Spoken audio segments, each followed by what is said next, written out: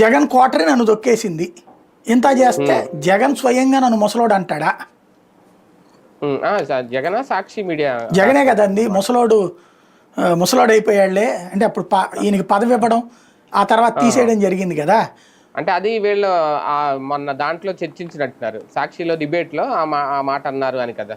ఈ అసలు సాక్షి ఛానల్ పెట్టించింది నేను, నన్ను అంతకుముందు పేపర్లో కూడా వచ్చింది. అప్పుడు ఏదో సాక్షిలో ఇవన్నీ ఇప్పుడు జరిగింది అనుకోండి, అప్పుడు జగనే అన్నాడని పేపర్లో వచ్చింది. ఏమని పదవి మార్చడం మీదన ఏదో అన్నప్పుడు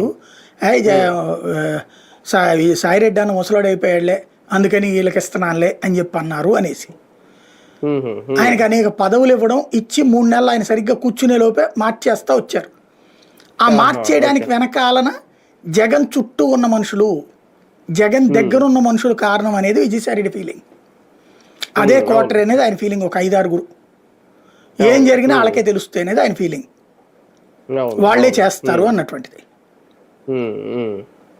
కానీ జగన్ వ్యాపార లావాదేవీలకు సంబంధించి ఈయనకి తెలుసా? ఈయన కూడా ఉన్నారనుకోవాలా, ఈయన ఇన్వాల్వ్మెంట్ కూడా? మేబీ అది కోపం వచ్చి ఉండొచ్చు. గతంలో అయితే గనక 2000 జగన్ రాజకీయాల్లోకి రాకముందు వ్యాపార లావాదేవీలన్నీ విజయసాయిరెడ్డి.